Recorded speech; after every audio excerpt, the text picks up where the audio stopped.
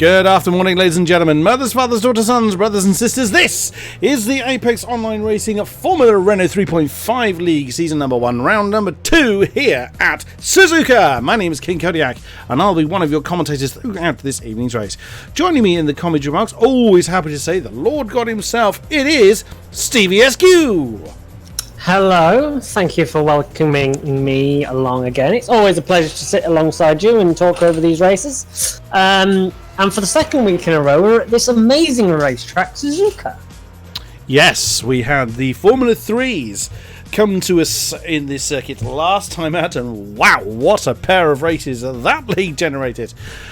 Some rather death-defying moves over the curbs and some unusual parking as well. So we'll look to see if these monstrous V8 Renaults generate the same kind of mishaps that we saw in its smaller brethren. 60-minute race will be following the qualifying session. We're in the tail end of the practice session at the moment. 17 cap limits, same as 17 incident limit, beg your pardon.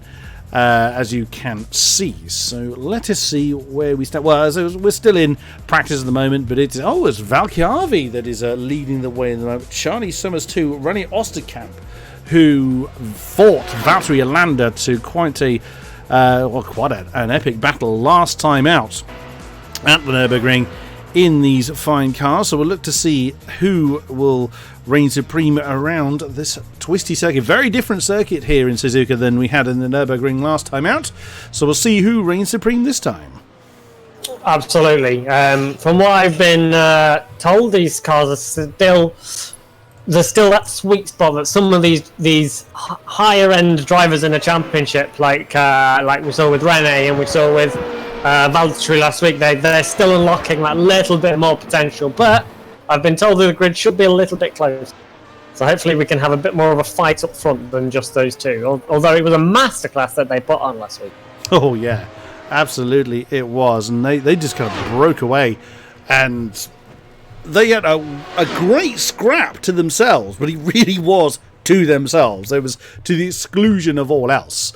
That particular battle occurred. Now we've got 25 drivers with us for this particular event. As you can see at the top of the list is currently Timu Valchiavi. I have been trying to rehearse his name because I really did struggle with his particular name last time out. Charlie Summers currently in second on the board. He's in the pits. The cars are white because I'm just refreshing the skins to make sure that I have the correct colours applied to the correct people. That will correct itself as time goes on. Rennie Osterkamp currently in the third spot. He is not on circuit. Christoph Holstein, however, has just stopped. That was rather ungracious of it. The practice session is about to come to an end, so most people will probably jump back to the pits before long. Kimi Larsen is with us as well. Karma 199 currently in 5th position, 139.402. I didn't actually manage to catch the previous times in the practice sessions. Are we still looking at the same kind of guard, Stevie? I can't honestly say. I don't remember having time to look. You didn't look either. No. I normally would jump in with them on a Thursday and get some feedback and stuff, but I didn't have time, unfortunately, this week. Just a couple of things to point out. One, the timer says 30 minutes. We've had a little bit of trouble with the session, so this is a different session. So after 10 minutes, the session will be skipped forward, so we will advance to the race as normal. This isn't an exceptionally long qualifying session. And secondly, we actually only have 24 drivers because I'm a pillock and I joined the session as a driver, not as a spectator. So if you see Stevie's name so coming... you'll see my name, but I'm not driving. I'm not that talented.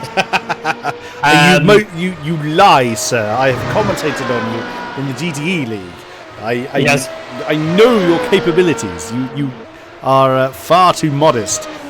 Yes, but I can't drive this car at all, really. It's very far too much for me, and I still can't talk and do that as... Not like this. It's easy to go, oh no, but it's another thing to actually pay attention to what you're doing.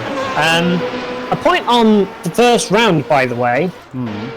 Soren Kroos, I believe, finished 8th in that race. He got disqualified. Oh no. because he did a little thing and forgot to do his mandatory pit stop. I did wonder whether people were going to fall for that, but yes, he forgot. A couple of names that we haven't seen previously in this series. Josh Ladd, car number 43, is one of them in the red race spot coloured car. Now, and also a new entrant to this league, Sergio Fletcher, car number 4. That will colour itself. There we go. So he too is wearing that yellow livery on his skin. Now, again, we're looking at 3 timed laps for our drivers, and no more. As you can clearly see, they are sharing these field with only themselves. We can, of course, hear the various car sounds going on, but they can't claim to be held up and blocked or what have you. Well, just to point out, as we're going along in this session, it's a lone qualifying session, as you're pointing out, so you get the track to yourself. Because I registered as a driver, I can't see anybody. So just be careful on the questions you throw my direction for this qualifying session. I will do my best. Thank you. And if you earn any incidents, I'll be amazed. Yeah. From what I've heard from the drivers, this track is a little bit easier than it was last week in the in the Formula 3. See, I did it then. I'll do it as well. Some areas of concern. The left-hander going into the S's. Apparently, the curb will kill you if you take a little bit too much. The hairpin is a nightmare. Castillo Triangle, bit of a nightmare as well. But the Degners apparently are a little bit better. So essentially, it's coming out the slow corners that our drivers are most concerned about, and the reason for that is these things have a lot of horses that want to get down to the tarmac. Certainly in comparison to the Formula... I nearly did it myself there. I had to stop myself mid-sentence. But we are looking at René Osterkamp, who was second last time out and currently sits in the second position behind Valchiavi. Let us ride on board with a lap around Suzuka as we come through the first turn. The double apex right-hander on the first, all running a little bit wide onto the grass, but still going through his lap into the S's very cautiously at the beginning of part of the S's. You need to keep the car very, very settled. One mistake and you are off into the dust. And we've discussed many a time how the incident limit for iRacing is fairly unforgiving. I wonder if René is just kind of backing off a little bit. He doesn't seem to be hammering it as much as I was expecting, but coming through the Degners now. Stayed away really from the first apex, just clips the second one. We saw a lot of trouble last week at that, particularly at that second, the exit of the second apex. Even though the curb is actually worse on the first one, it was at the second one we saw more issues with people just trying to floor it too hard. Josh Ladd actually jumps up to second, demoting René Osterkamp one position. Now flying through turn 12, heading towards Spoon. Catches the first part of the apex at turn 13. Now very steady through 14. Lets the car wander halfway over to the right. Absolutely fine. Floors it. There's a screaming car. Then heads towards 130R. I've seen one driver say, if you can do this with DRS open at full crank, you're an absolute god and you deserve to win. I can absolutely imagine if you want downforce anywhere, it's particularly there. But of course, as soon as you shut the DRS, remember they only have 8 uses of the DRS throughout the entire race, not just lap, the entire race. Then that's essentially wasted. Here comes Osterkamp. Does he improve as he crosses the line? And does not. So I think he did indeed back off from that previous lap that we were on board with him. We'll see if he is able to find that extra couple of tenths to get to the top of the board. And our new entrant, Sergio Fletcher. And there he is. It's currently fourth. The top 3 separated by less than 3 tenths. Yeah, it's looking looks like we've got some more competition up the sharp end. And Timo Valchiavi, he was running pretty well last week. Before a few incidents put him a little bit further down, but he is certainly fast. So it's good to see. It looks like René and is Valtteri here today? Yes, he is. I was going to say, I'm sure I've seen his name.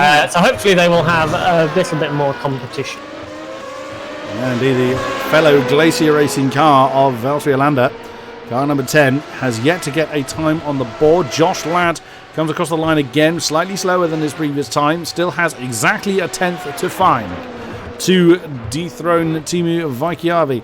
Where is he? He's just come through the hairpins. So about halfway through the lap for our current pole sitter. Most people on track at the moment.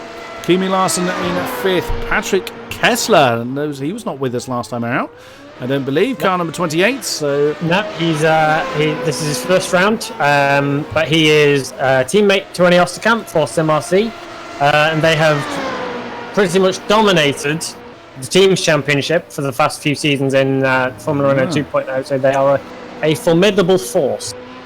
Oh, look at our new pole man. It is once again Valtteri Alander.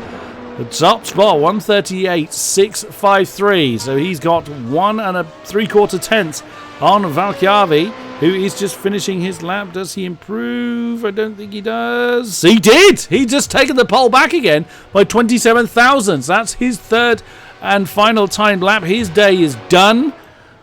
I think that was Alander's first time lap, so he's still got time to reclaim that. Look at that, 27 thousandths of a second separating to the top 2. Then it's 2.5 tenths to what is now Christoph Holstein, and Valtteri Alander actually stopped on track. So his day is done at the moment. I can tell you that Valtteri Alander, that was his 2nd lap. He got an incident point on his 1st one. And Josh Ladd did not improve with that run and sits on the start-finish line. Not a particularly good place to sit. Kimi Larsen is done as well. He's in 7th. Kerry Nolden? No, he's just coming back out of the pits again. Will he have time to... Just about, if he gets on with it. I'll tell you a driver in trouble. It's Charlie Summers for Team AOR Blue. He has had 2 time laps. Oh, he's spun. Faded. And he's just spun.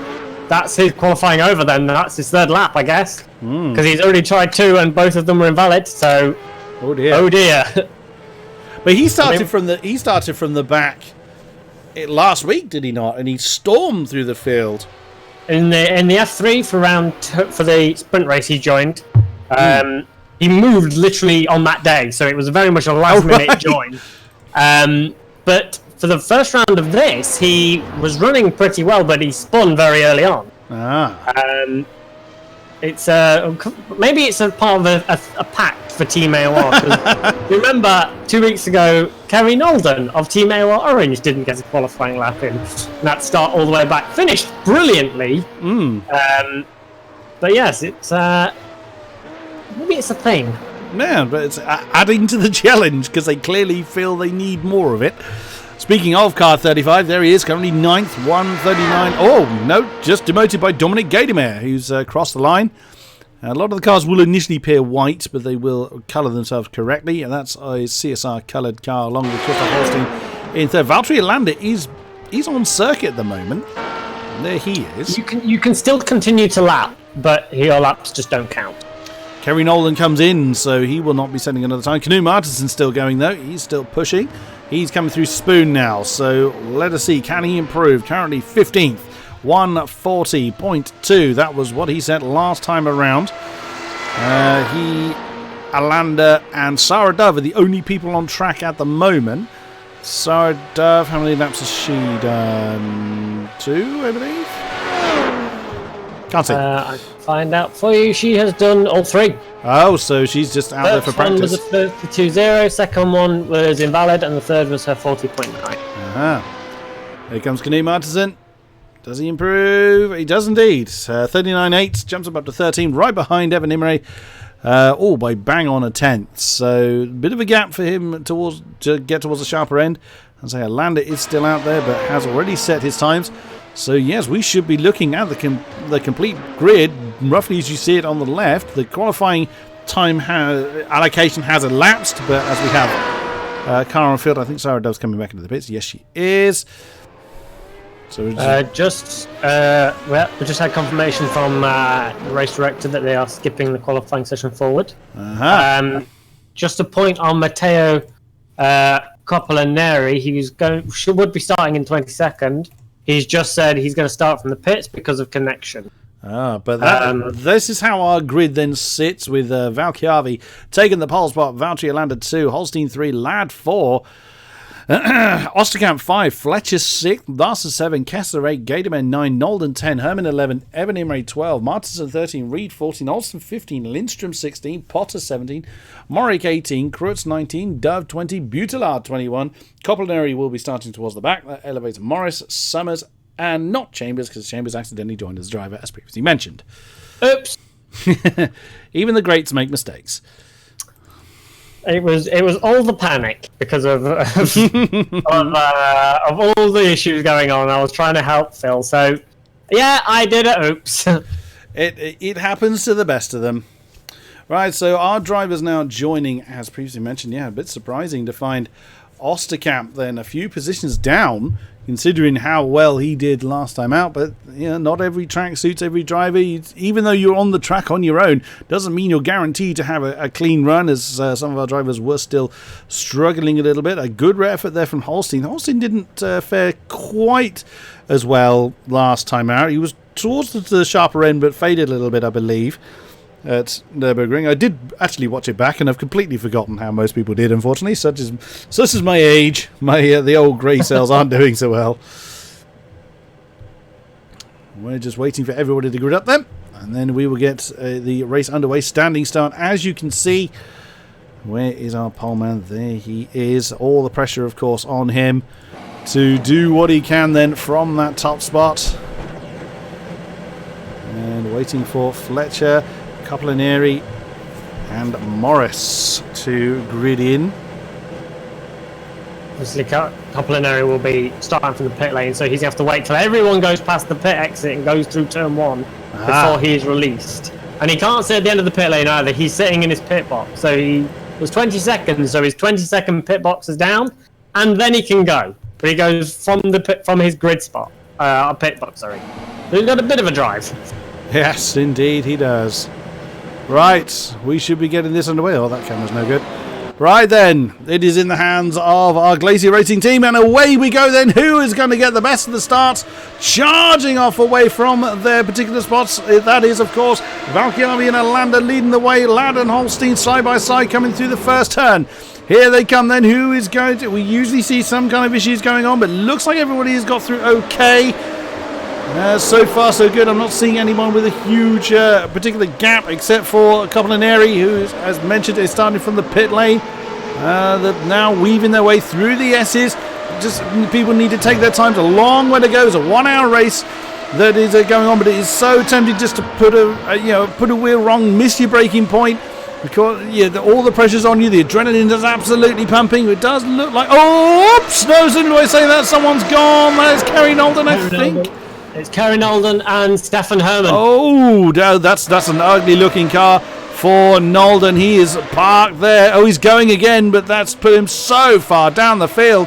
But the top guys look like they are still in their original positions. Valkyrie leads away.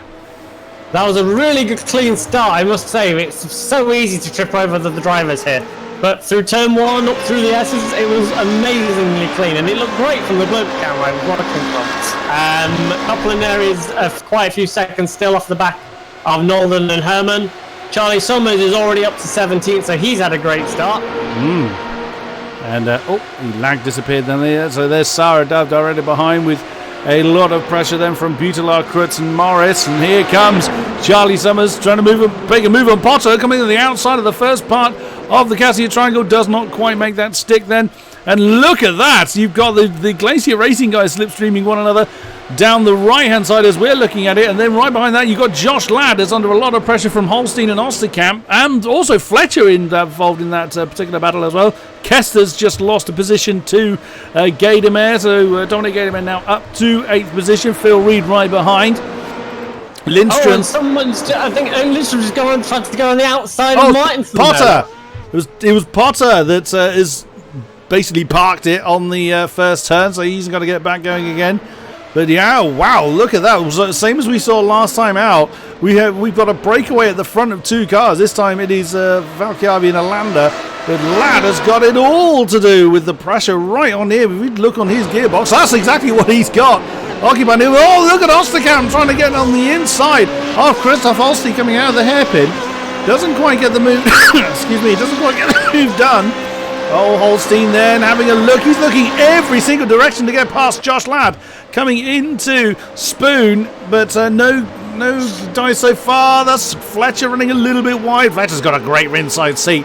We get on the roll bar of car 4. That's what he can see, and Holstein is determined to do something about it. There he goes. On board with Osterkamp. Holstein's gone through. He's going to get that one done before they get to 130. Oh, what a great move then by the CSR car. But here comes René Osterkamp. Oh, dead. You can't make Casio Triangle 3 wide. Josh Ladd then dies on the inside rather, of the initial part of the Casio Triangle. Jumps back up to third.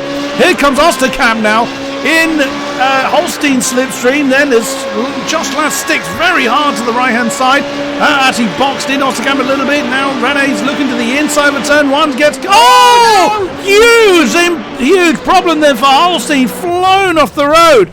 And that is a huge problem. A bit of a tap from behind. He's lost his rear wing. That is Holstein's day done. Yeah, there won't be much coming back from that. He's carried it going. He landed on his wheels. He's going to keep going. No, he's gone back to the pits. No. That'll be an extensive pit stop if he manages to get back out. And very close racing though. Yeah, so I was actually on board with Osterkamp at the point that happened.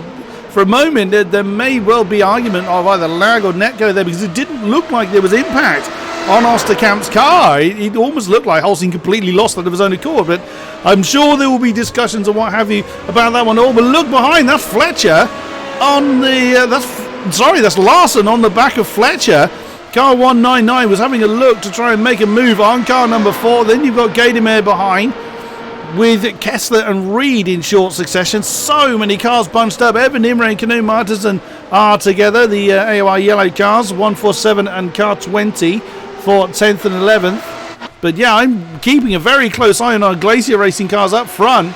Alanda's really pining the pressure on Valchiavi. He's going to have a move coming into the Casio Triangle, and his teammate may not choose to do so at the moment. Like I said, a long way to go. You can see the time in the top left is at 55 minutes still to do. But we will see then as the field continues what's happened to Canoe Martinson. He's made a mistake. He's lost a position to Gregory Olsen coming into the Casio Triangle. There's Charlie Summers now up to 13th from his original stop. Ladd and Osterkamp side by side of turn 1, so to clear you off there. No, just not on the inside, he managed to hold it. That was very well defended. It looked like he got a bit of a wobble coming out of the final corner, which gave René the run. But if that was a DRS used by René, it didn't pay off. That's the thing, though. René's obviously feeling he's got the pace, and he's staying right with Josh Ladd. What great defensive driving from car 43 to keep the field behind him. We know how quick the likes of René Osterkamp are. So, and that's a big group of cars. It actually goes down to 9th. Patrick Kessler. We go to the chopper cam. Well, so if you go to the blimp cam, you'll pretty much see all of them. Oh, you would do if it wasn't staring at trees. So it's, again, as we said before, it's a big aggregate cars, and again, Osterkamp. Someone's off. Oh, it's Fletcher. No! Oh no, that's gone horribly wrong for car 4. That's his day done. Oh well, let's have a look. How did he manage to do that? Oh, we need to go back slightly further than that, because let's have a look. Now all the way down to 23rd. So here comes this big pack of cars. It's Kimi Larson directly behind him at the time. Oh, just Kimi Larson out, didn't brake early enough and just sent him flying into the dust. Oh dear. That's there will be words said about that one. And I thought, oh look at this, Phil Reed, Erkan Lindstrom, Canoe Martinson, all jostling for the same bit of space. Here comes Reed again. Our Pad Warrior coming from the outside of the Casio Triangle. There's Gadamer, who's had trouble. He was much further up than that last time we looked. Now down in 12th. And Valchiavi's lost the lead. I think that was team orders. Ah, could well be. It looks very much like a lift on Valchiavi's side. Ah. Well, we have our first pitter probably scheduled. Kimi Larson's come in, probably with damage on his car. Quite a few people have pitted at the moment and probably will remain in the pits. Crutz is in as well. Kerry Nolden's been through the pits at some stage. So that was after his lap 1 incident. Immediately. Morris is in. Larson is still in. Coplaneri is registered as having been through the pits. Oh no, what's happened to Phil Reed? Oh no! What has happened to him? He's wandered off the road on the exit of the S's. Let's just try and catch a replay of that. What happened to car 44. A lot of pressure on him as he's coming through the S's. Did he just get it wrong? It's very easy to do, especially in the... Yeah, he just pushed it too hard on the exit of the S's. And that's how much time it costs you. It is so, especially with the pack so heavily condensed. It's very easy to lose that position. But up front, our two Glacier Racing cars are 3.2 seconds ahead of now René Osterkamp. He has managed to clear Josh Ladd. Now, he's actually done it a little while ago. So, now look at the gap that Osterkamp has for himself. 1.5 seconds between the two. Evan Imre. Oh, wow. That was Charlie Summers jumping up into 7th. What a great run for him. And, oh, that's another position being changed. That's Stefan Herman coming past Lubomir Morik. As they come into the Cassia Triangle now, there you see David Butelaar in hot pursuit as well. As always with these races, it's difficult to know where to look because there is potential going on everywhere. There is Charlie Summers with Evan Imre in hot pursuit. He's got Gregory Olsen now in his sights. What a great drive again for Charlie Summers, starting 24th. We're not even 10 minutes in. He's up to 7th. Yeah, he's done this before. I've raced against him. He is lightning quick in those crucial opening laps when he needs to make those positions. He's exceptionally good at doing it, and he's certainly got enough pace to make that happen as well. Absolutely, he does. So now the gap up front, 1.1 seconds between Landa and Valkjavi. And Holstein confirming it was a netcode problem that saw him spin off into the dust. There was too much damage on his car. What a great shame for Christoph Holstein. You're of course welcome to join us in the chat, sir, but a shame that we don't see you on track. But it looked pretty impressive, your spin, must be said. And wow, look at the gap between Summers and Imre. That's already a second. We get on the Robert of car 350 as he looks to shape up a move on Gregory Olsen. That's the 6th position.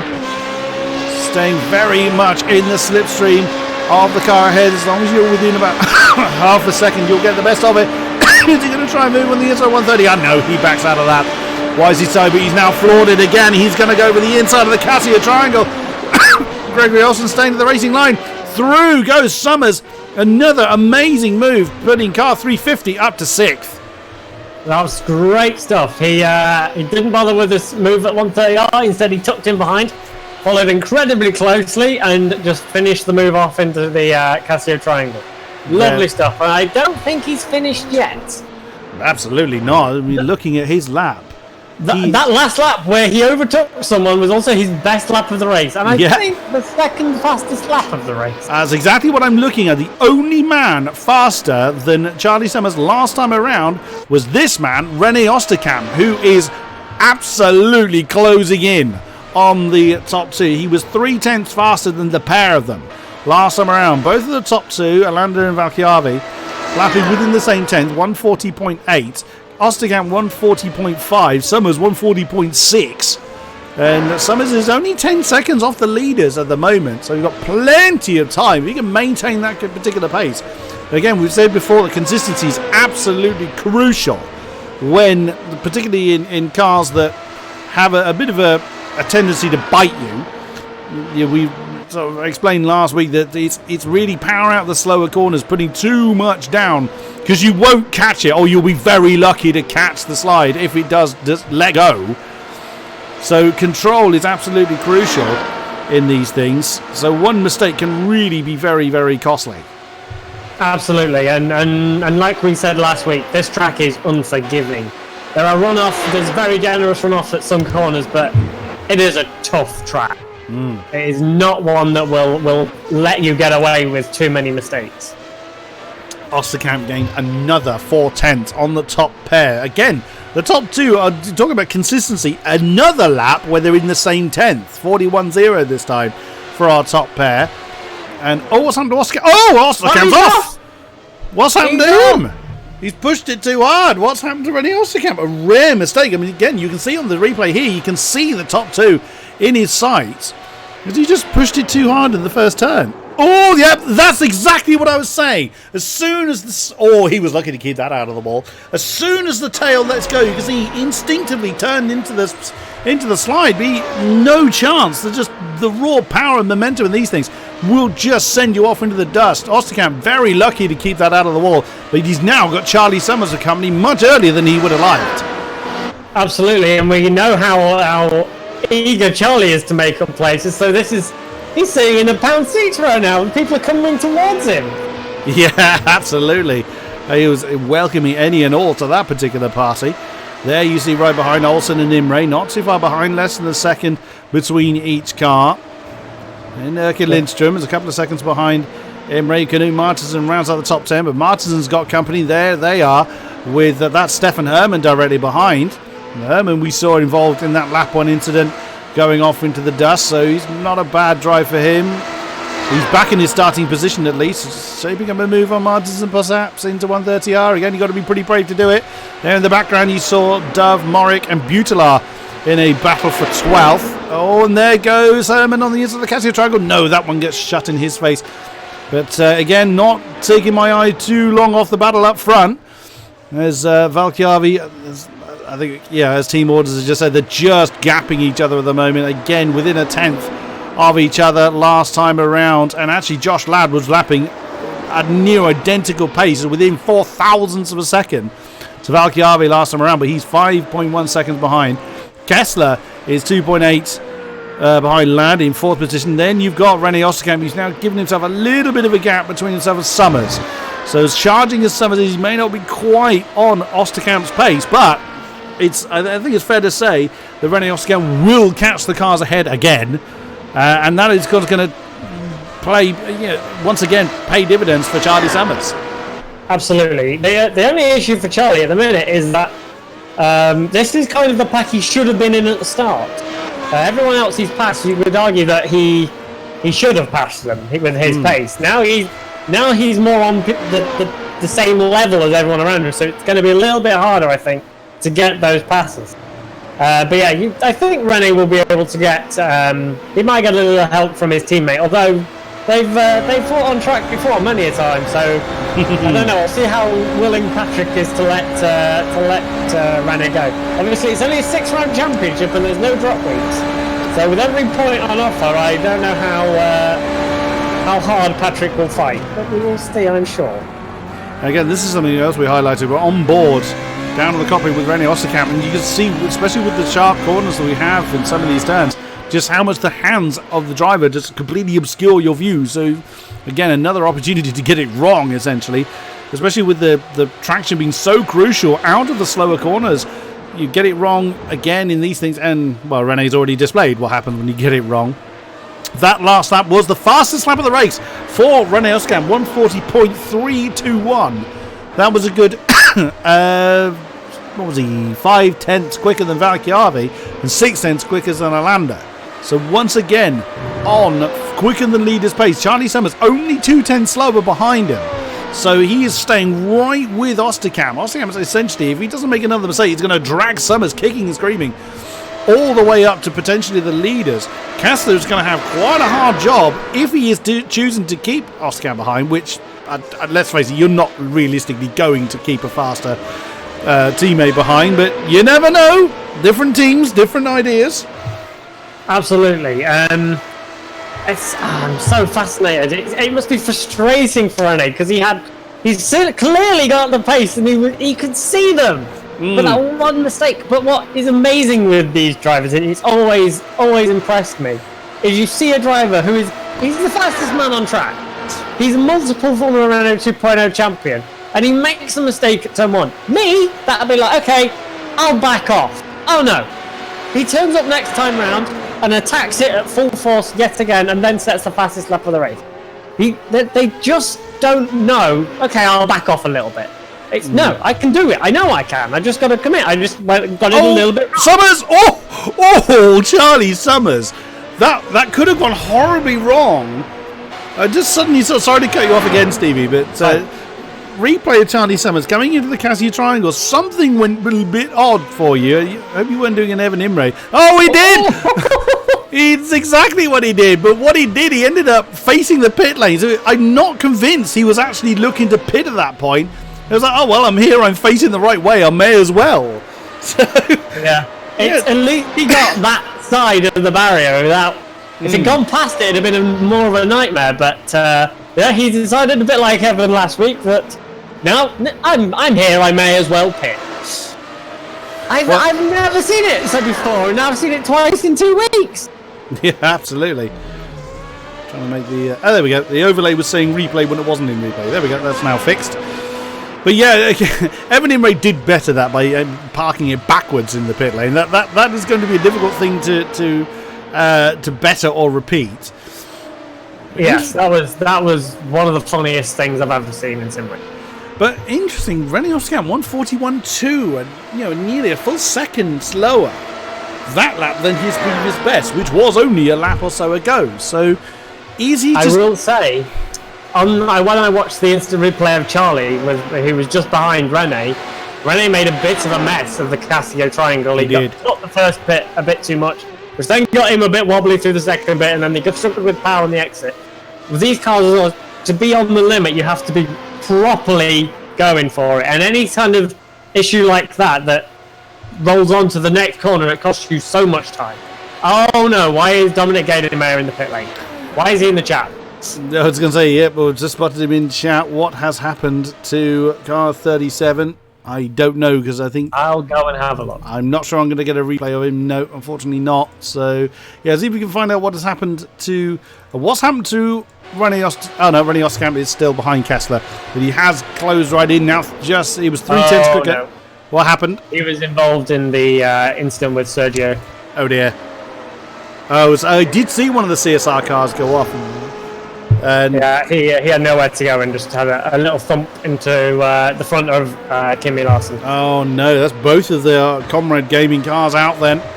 A disaster then, especially in such a short championship. That's is going to prove very difficult to overhaul, but certainly not impossible. We've seen how quickly the fortunes can change, very much in the blink of an eye. People like Osterkamp can get it wrong, anybody can. And Valchiavi is now suddenly 2 seconds behind Alander, so he may have made a bit of a mistake, but he's 6 seconds clear of Josh Ladd in third, so he's not under immediate pressure.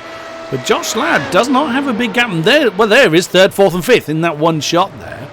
We get to the chopper cam, actually we go to the blimp cam, there we go. That is the battle for the last podium spot, and also in the shot you can see Olsen, Imre, Lindstrom, Herman, as these guys are coming through turn 12, heading towards Spoon.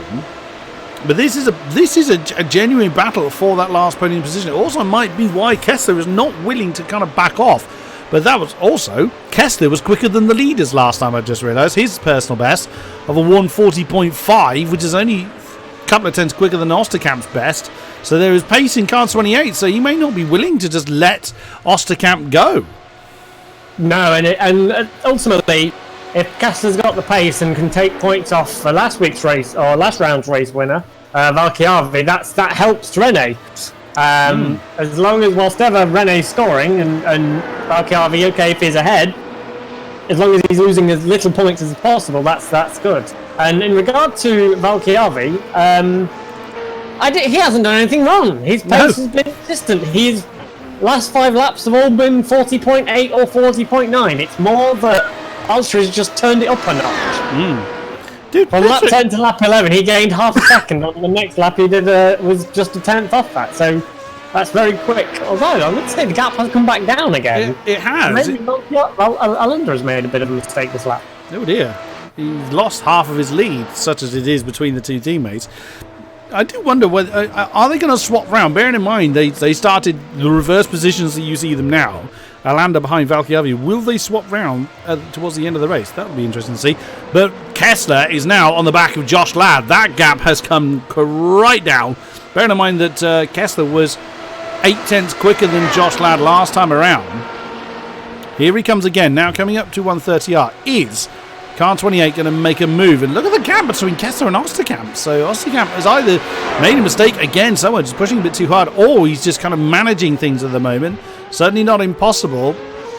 Once these tyres start to get a little bit tricky to manage, I think it was observed, I think you had the information last week, Stevie, that much like the GTE tyres, if these things overheat, they're very hard to get back again. Yeah, so that's what I was told, is they're a bit like the GT tyres, and if you do a big lock-up or you spin or you light the rears up, it's that those tyres are done for a long time. It's incredibly difficult to get them back into a good working range. It's usually that time a good time to do a pit, which all these guys have to do. The first of our pitters is Matteo Coppolaneri, that I can see, who obviously started from the pit lanes. That doesn't count. He'll have to do another one, unfortunately. Yes. Yeah. That as much as he'd love to count that, sadly, will not be counted. He's currently in 14th position. There he is. Oh, he's having a lag moment on his own there. But it does look like Kessler and Osterkamp's closed back in again. So is Josh Land really beginning to struggle now? Because suddenly he's got a lot of pressure on him. On the nose of Kessler, Josh Land feeling the need to go hard to the inside of 130 yards, going to compromise his line. Here goes Kessler to the outside of the first part of the Cassia Triangle. And no, Josh Land does manage to close that door, but it will compromise him a little bit coming through the chicane now. And Osterkamp's coming in, so I was going to watch on board with René Osterkamp, but he's rather spoiled that one for me. Here comes the next two then. This is bold from René, because he could end up in traffic. But if this is costing him time, and it can. This is the thing when you have a teammate, because they can leave. Simulsi can leave Patrick out to put pressure on Josh, but does Josh cover Patrick or does he cover René? Either way, one of them can get ahead here. Where is René? René is still there. He goes.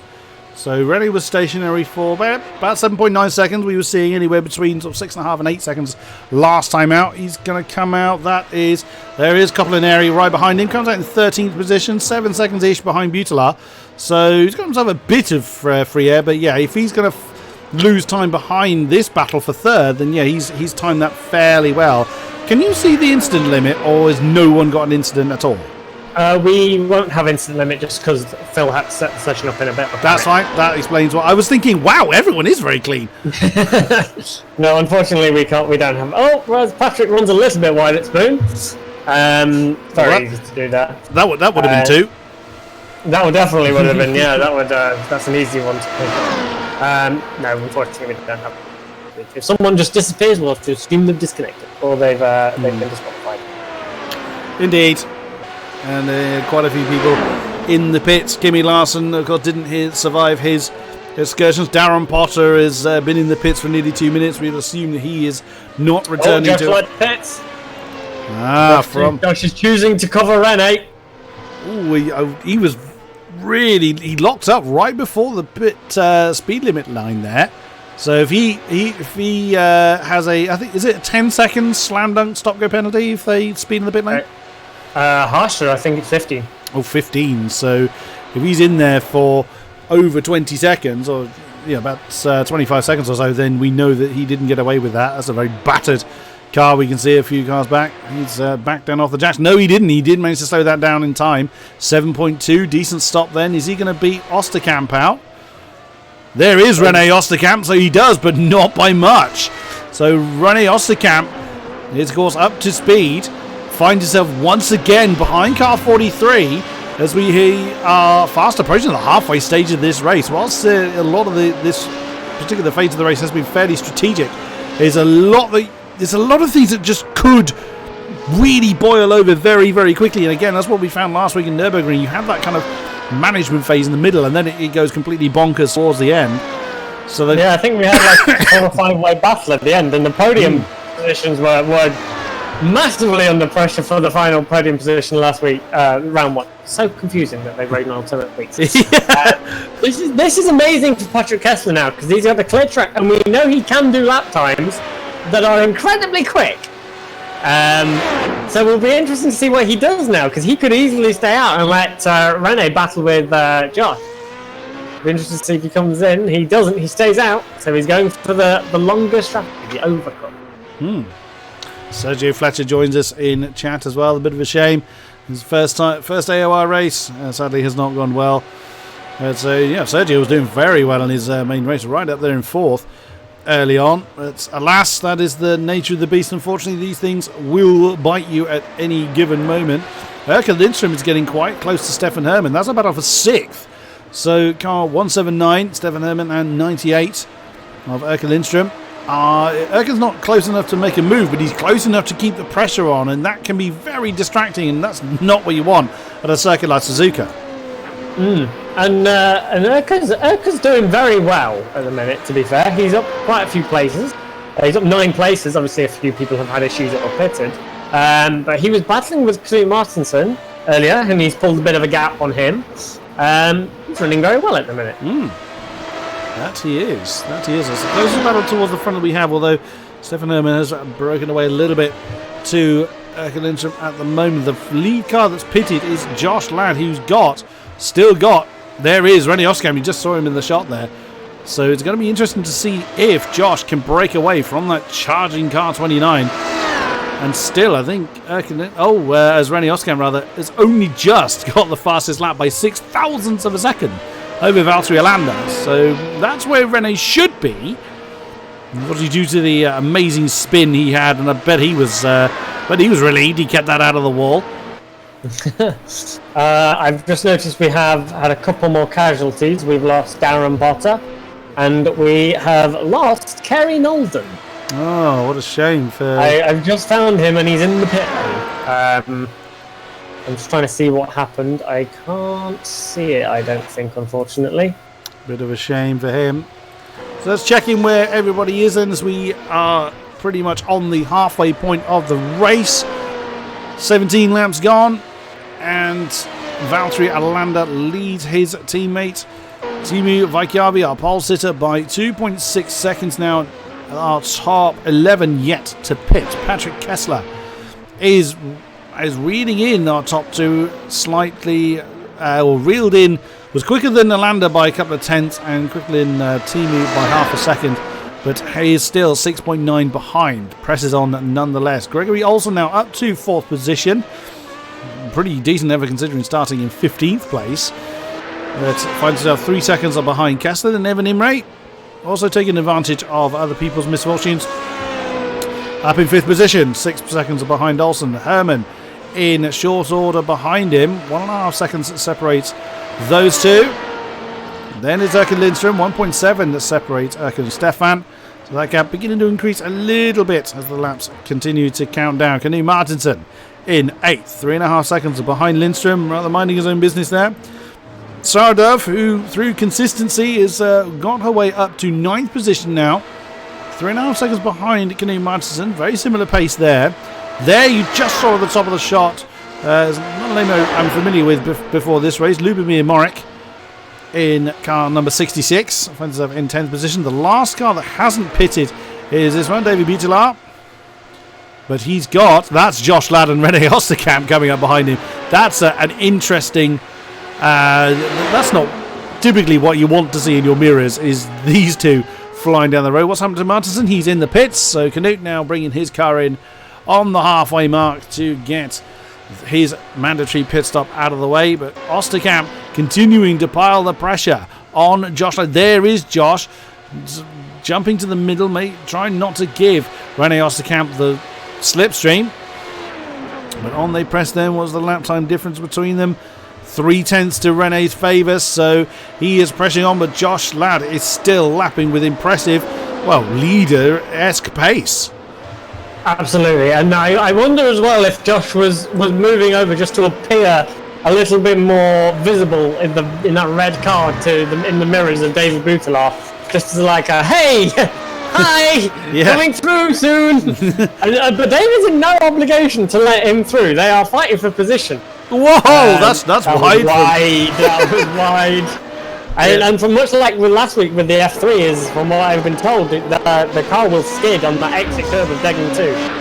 You will skateboard grind over that curve, and it loses you time to do that. If you run too wide, you'll pick the incident point, so you don't really want to be out there. Looking at the back of Butelar, you can see just Josh Ladd all over the tail of car 7. I think you're absolutely right there. He's letting Butelar know, for goodness sake, I don't want to be held up behind you because of this charging yellow car right behind me. And at the same time, Patrick Kessler is in the pit lane. Whoa, my goodness me, Josh Ladd did not want to be held up there. Flies too on the inside of 130R. I'm not convinced Butelar let up any, because If he was going to bleed out of the throttle, you'd have expected him to fly backwards, but Josh Ladd did not want to lose any time whatsoever. Yep, Kessler is in along with... Who else has come in? Oh, the Stefan Hermann has come in as well. So through go the Ladd Osterkamp battle. That's Sarah Dove that's coming as well. So quite a few people. And Charlie Summers, where's he? He's coming through into 9th. He's been through the pits with that rather amazing pit lane entry we saw him do. And Stefan Herman's just coming out in 10th place. Go on. Rene is very close to Patrick. They've come back out in the same order that they went in, but Rene is right on the back of Patrick. And I wonder whether there's going to be a "please let me go" request going through here. Yeah, could well be. But Patrick Kessler, again, coming back to the best laps of these three, Josh Ladd, Patrick Kessler and Rene Osterkamp, their best laps are separated by only 0.2. 40.4 for Ladd, 40.5 for Kessler, and 40.3 for Osterkamp. So very, very similar pace. But Osterkamp will, of course, be catching Kessler at just the wrong moments. The point where he wants to, get his braking point right, get the slipstream right. But if he's getting, the dirty air at the wrong times, which he could well be, that is going to be disastrous for Osterkamp's charge. Absolutely, and just for reference, these two have been teammates for a long time, and to my knowledge and to my memory, which can often let me down, and this looks like a move. Oh no! It doesn't look like a team order at all! That was a collision between the two of them! That is not what they wanted at all! Oh dear, they were lucky to survive that through such a fast corner. Oh, maybe not. Yeah, I was watching Osterkamp as he struggled to get going again through the Cassia Triangle. That just undid itself so quickly. I'm not convinced Kessler was expecting Osterkamp to come through. 130R, I don't really know what happened there. A bit of 50-50 perhaps. But that has probably completely halted Osterkamp's charge, looking at how much he struggled to get the power down. He looks very much slower coming through, much more cautious with this car. Coming through the S's, there must be damage on Osterkamp's car, looking at him now. I'm having a look. I don't know what was happening. It looked like I just went back and watched it, and Osterkamp... I think Osterkamp just lit the rears up coming out of Cassia Triangle. There was a handful of opposite lock-on, and the revs shot up, so I don't know whether that was a lead foot and angry placement on the pedal.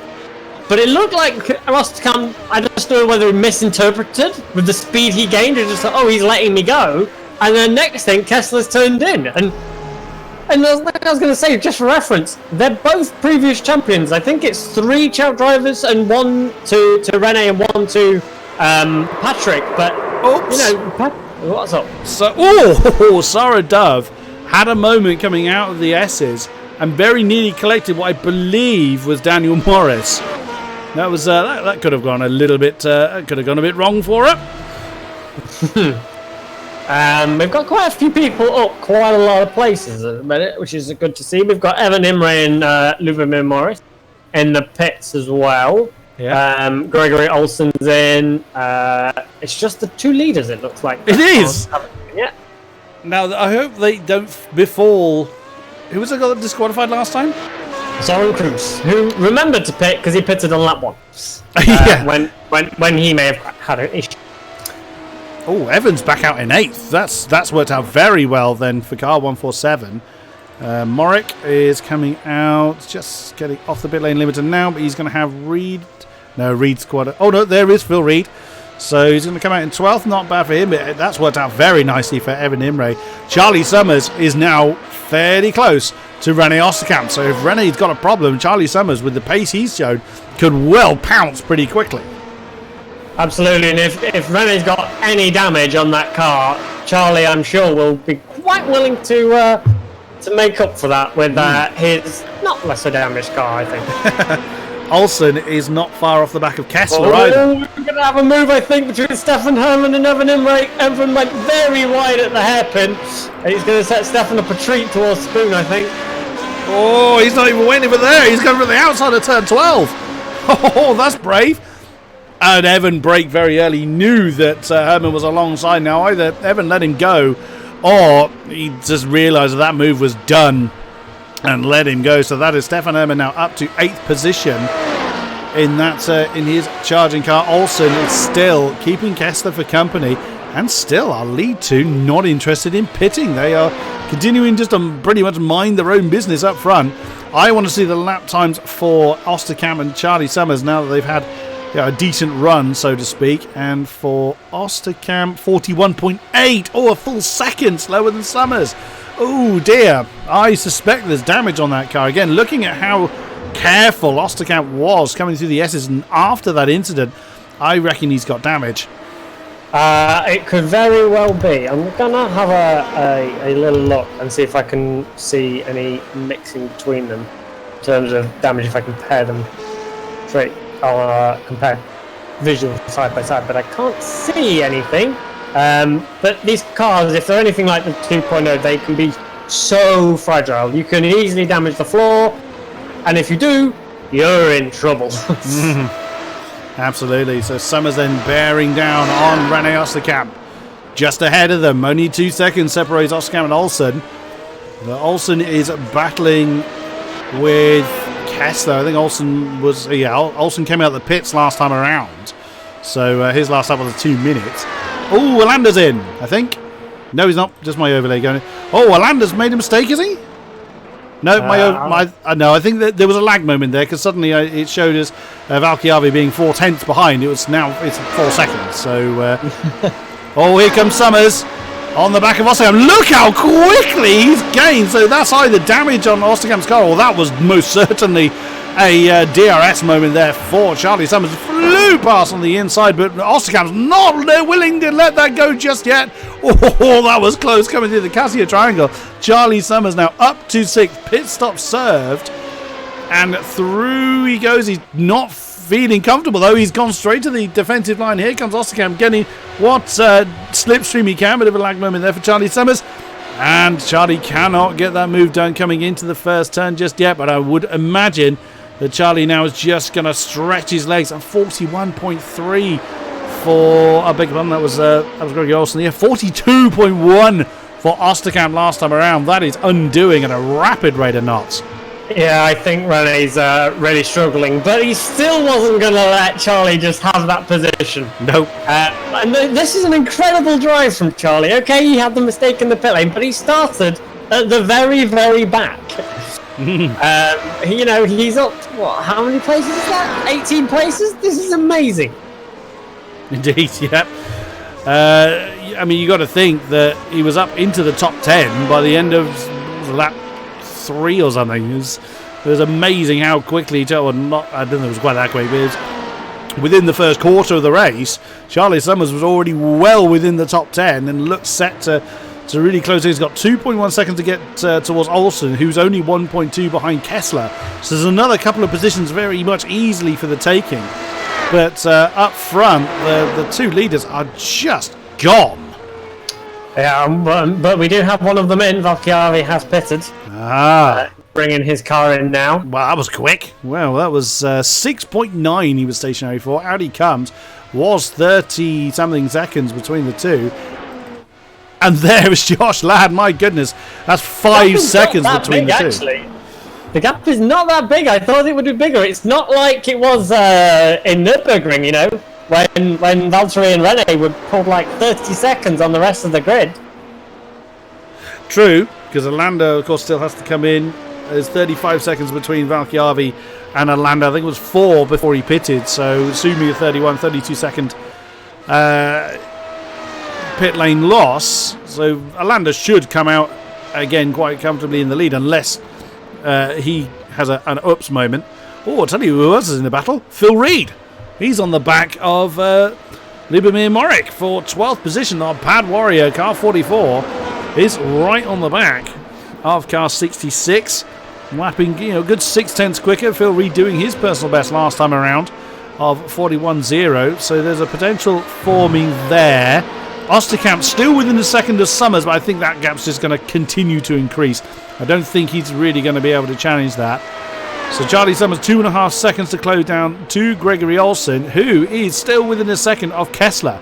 So still lots of battling going on. Where is our race leader? He's in the S's again. He's still not interested in coming into the pit. He's quite happy to run around out there on his own.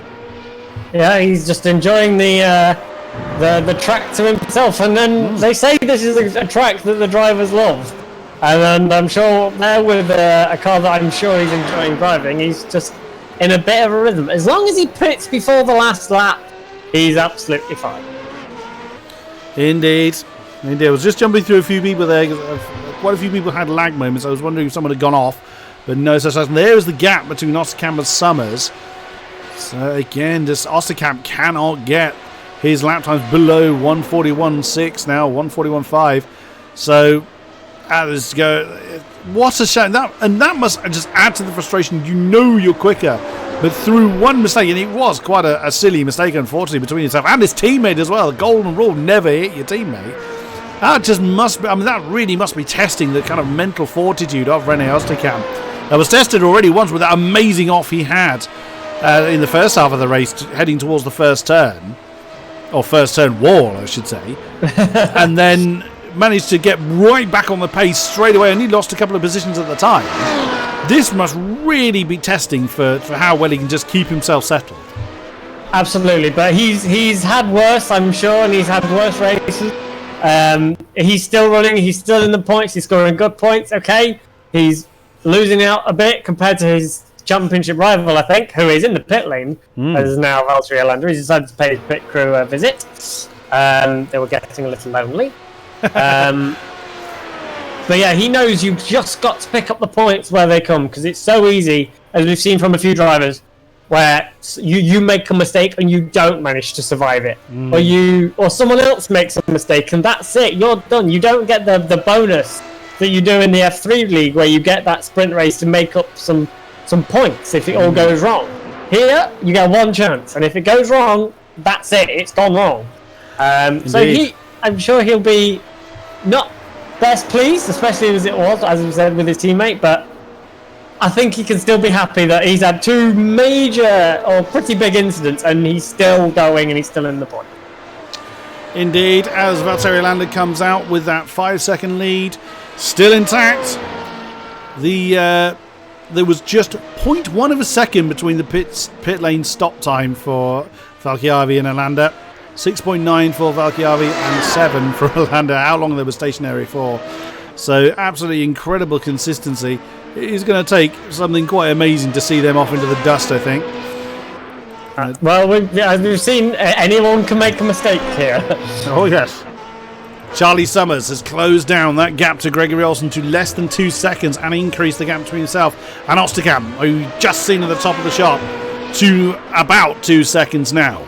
René Osterkamp getting 41.3 was about as best as he's managed to do with the damage that he seems to be carrying. There you see in the shot, Olsen and Kessler.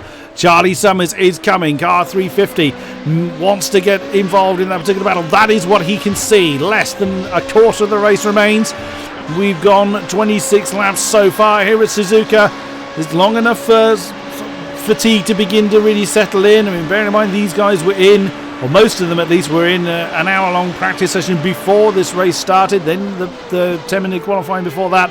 He's just been, for the most part, for a lot of these, just absolutely flat out for a very long time. A lot of these are seasoned endurance races, I grant you, but to be, just on the limit, especially when you're really trying to fight up front.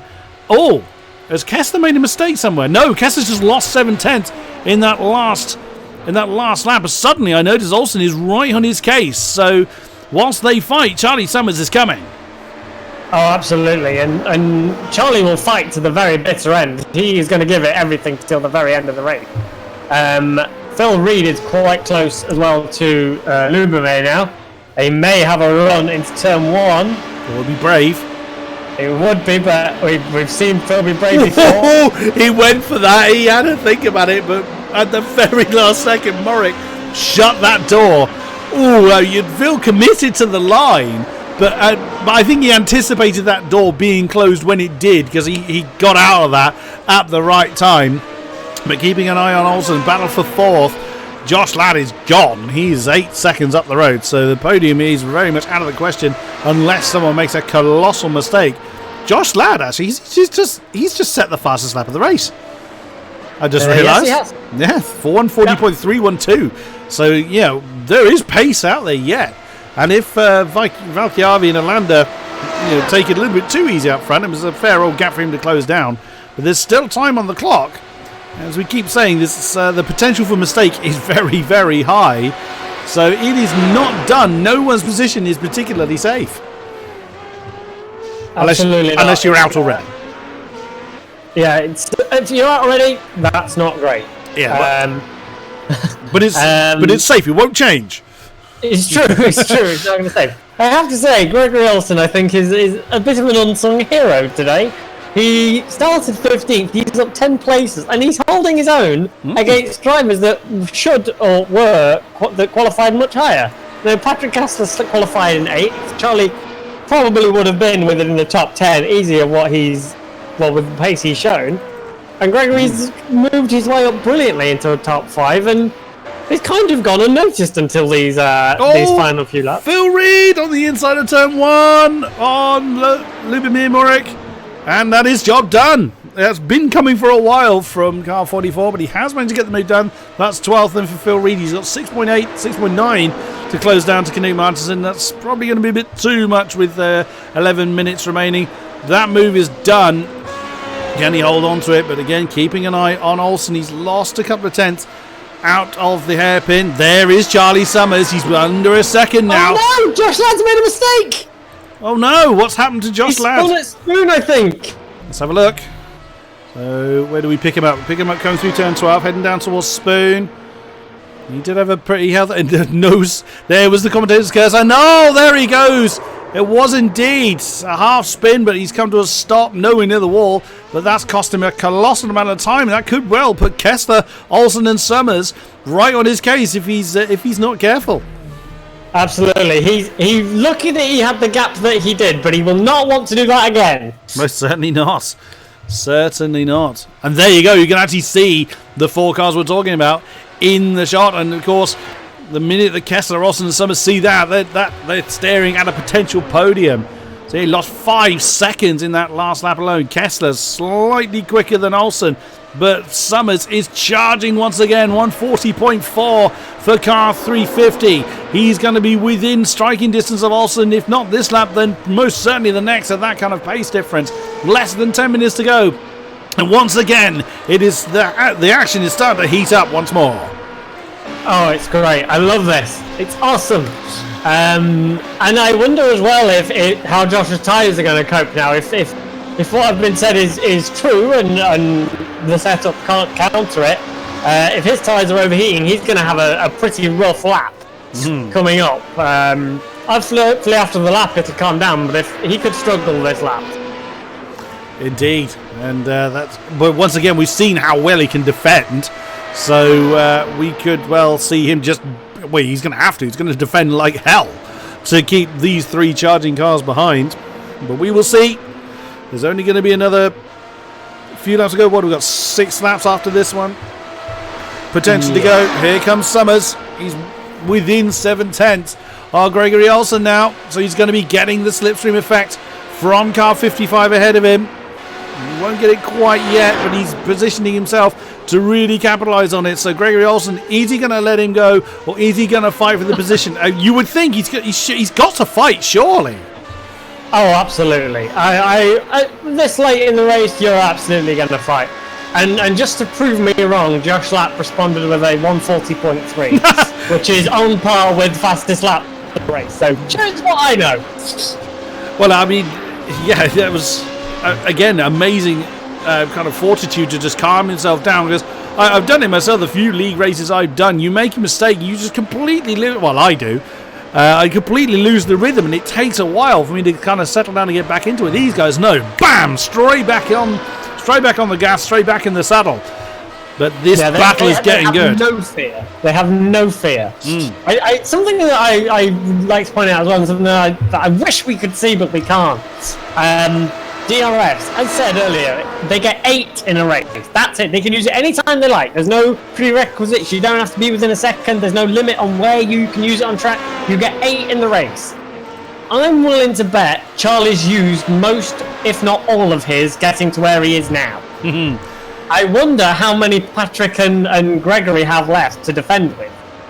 That is the golden question, and as Olsen has now actually extended the gap slightly between himself and Summers, as the blimp camera for me gets behind the trees, and he's now starting to get back on Patrick Kessler's case. So Patrick can't just relax. He can't assume that Olsen's going to fall into the clutches of Summers.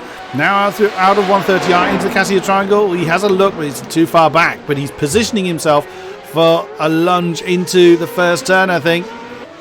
He's going to be a bit further back than he'd like, but you can see, look how early Kessler goes for that defensive line, jumps back to the racing line. He's fairly confident that Olsen's too far back at the moment, as Summers has fallen out of that kind of 6/10, that crucial zone where the drag. Oh, a bit of a twitch there for Kessler. Where the slipstream is at its most effective, Summers is slightly outside of that, and both Olsen and Summers getting a 40.7 last time around. So Olsen's got the pace to keep Charlie Summers at bay, but does he have the laps? As you can see, we have 5 laps remaining here at Suzuka. Absolutely, and like I say, Patrick's he knows how to defend a position. Apparently a bit too well against his teammate. Whether intentional or not, I don't think there was anything shifty between them, I should clarify. But yeah, Patrick's not going to give up a position. Okay, he missed the first round, but he's still here to fight. And if Gregory's got the pace and wants that 4th place, he's going to have to earn it. And if anything goes wrong, I'm sure Charlie will welcome that 4th place with open arms. Oh, well and truly. And yeah, as you say, Josh Ladd is settled down a little bit, 141.5. So, he's not pushing too hard. He doesn't want to repeat the same mistake we saw him do a lap ago. And again, with only 5 laps remaining, you don't have time on your side to recover from a mistake. Here we go again. Olsen getting into the slipstream of Kessler. Charlie Summers is now a second behind. So I think you were probably right with the DRS thing. He's used them all up. Oh, Olsen! Oh, no! He's got Cassia Triangle all wrong. And he just had to slam on the brakes. He didn't feel like he could control it, and through goes Summers. Like I said, and I said it last week, and I say it again, this track bites. It is not kind to you. It's great track. It's got brilliant corners.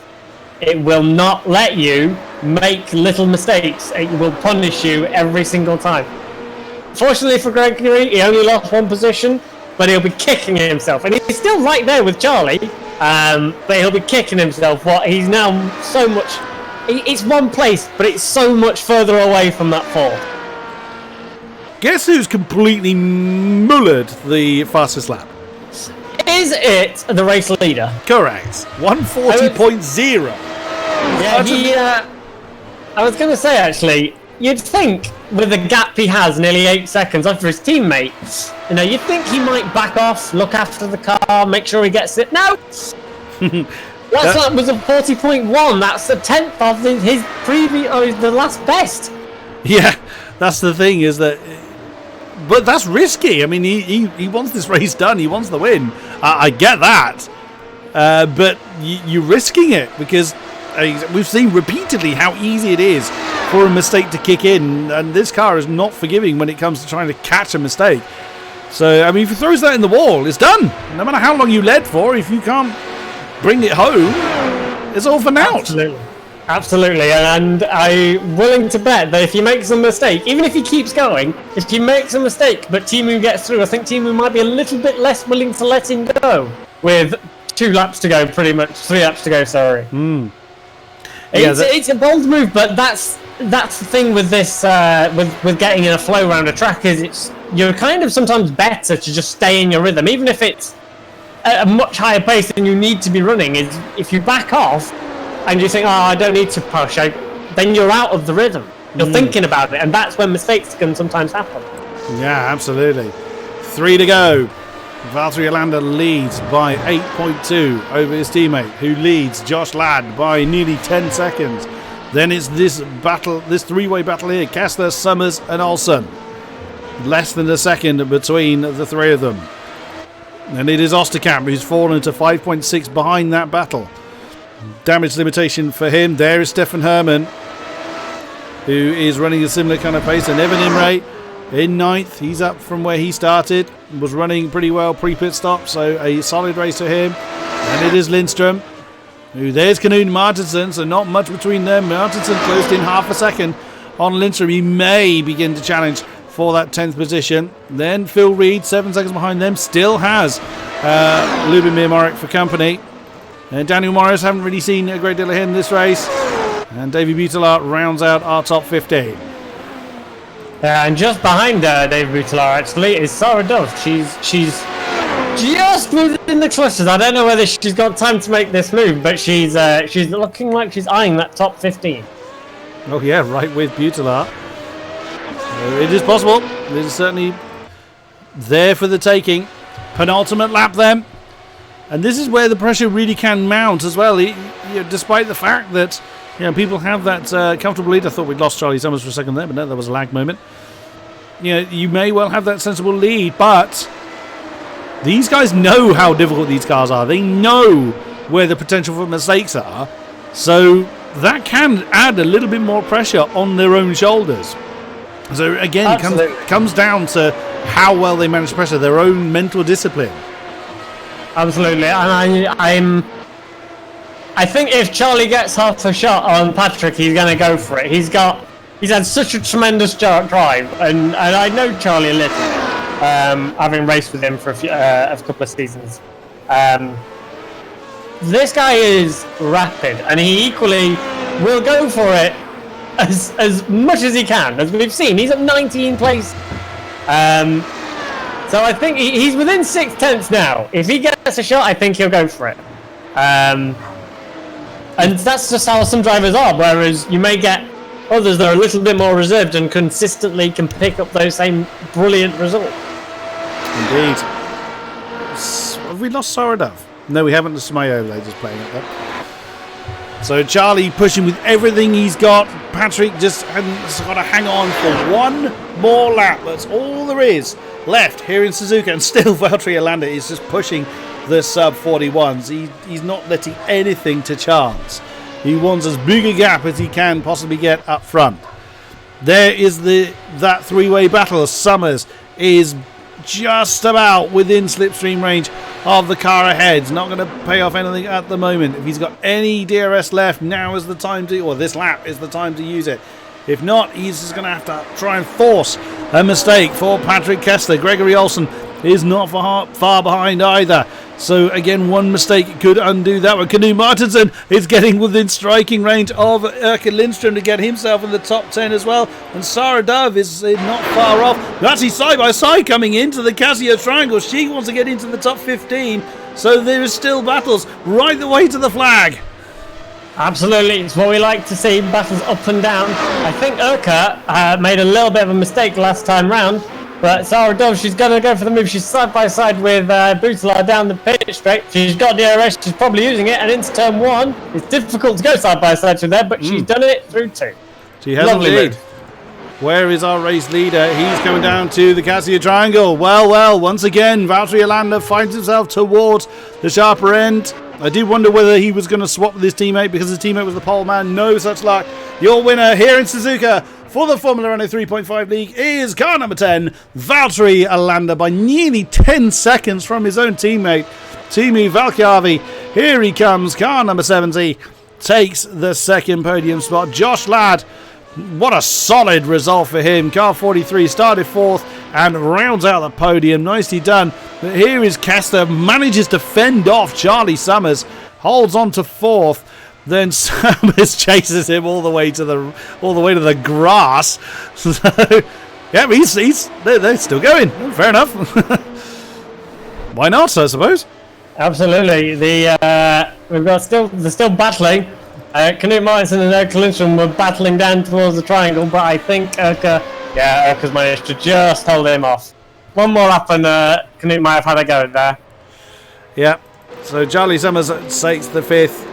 Olsen 6th, Osterkamp finishes 7th, Herman 8th, Evan Imre crosses the line in 9th place, 10th was Erke Lindstrom, 11th Knut Martinsson, 12th was Phil Reed, Lubomir Morik in 13th, Morris 14th position, Sarah Dove hangs on to the top 15 position, then it is Butelar taking 17th, starting from the pit lane, so a solid effort. Didn't really see a lot of Matteo Coppolaneri. Oh, as he's lagged out there. He'll reappear. There he is. Just coming over the line. That's a lot of lag on... Yeah, he that's why he started from the pit lane, because he was having some connection issues, so he's just stayed out of everyone's way.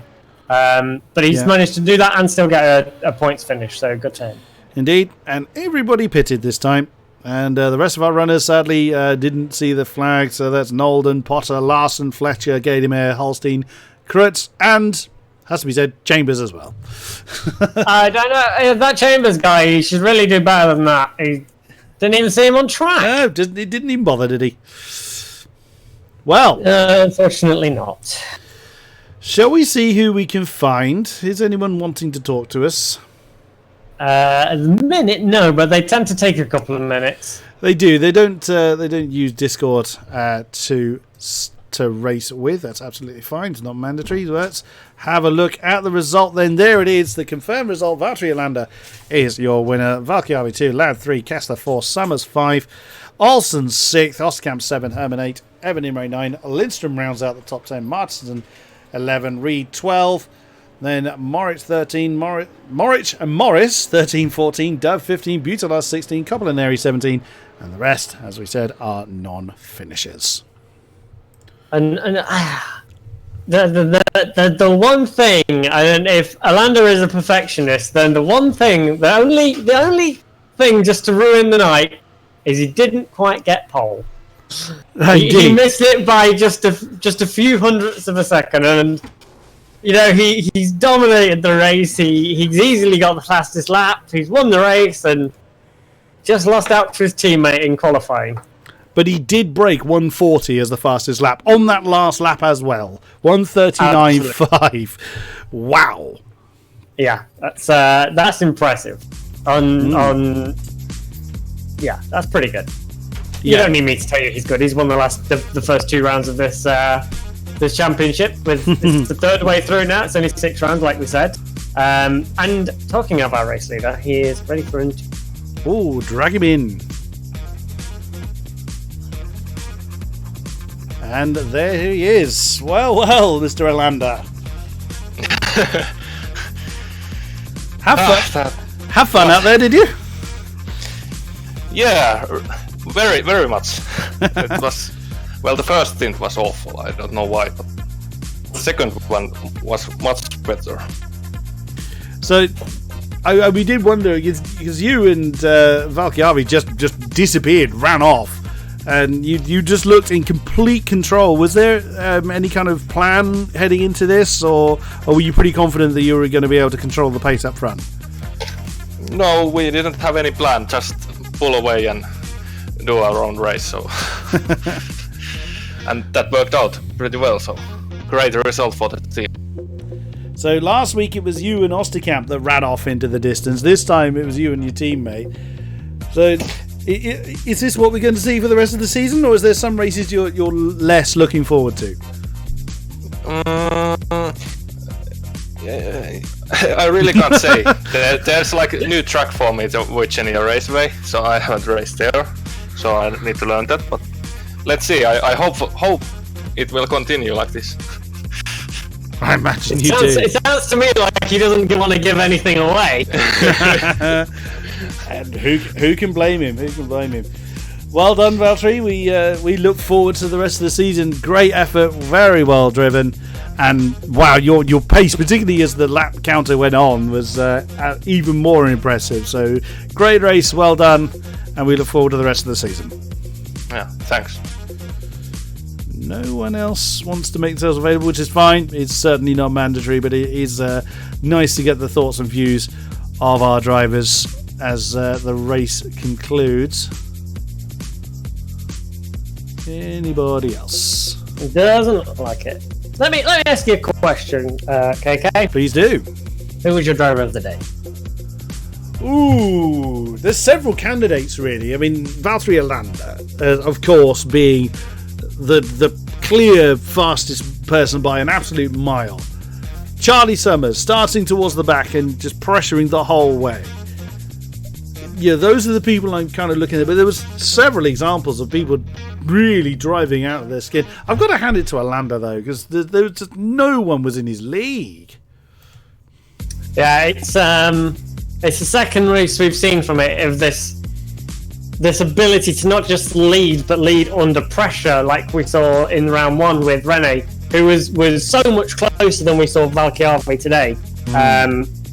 Rene made a few mistakes towards the end, but that consistency at two very different tracks is, I think, going to be a little bit of an alarm to the rest of the grid.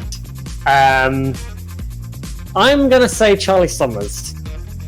Yeah. Because to come from that far back to finish 5th with a backwards in the pit lane, or nearly a backwards in the pit lane, I should say, that was, I think that was very impressive. I wonder if he knows just how close he was to broadsiding the pit wall.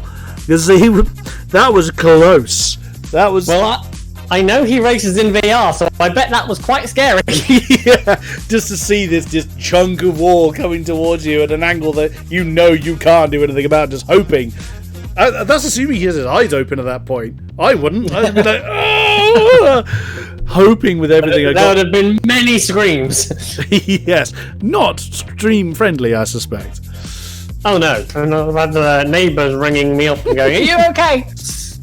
It doesn't look like anybody wants to make themselves, anyone else I should say, wants to make themselves available for interview. It's fine. They've been going quite a long time and are probably quite tired, so I think we will call it here. Ladies and gentlemen, thank you very much for joining us for the stream. It's been a great pleasure to have you with us. Thank you very much, Stevie, for keeping me on the straight and narrow. It is always a great pleasure to have you alongside me, sir. Thank you very much. It's always an honour to sit alongside you and talk over these races. They're always very good fun.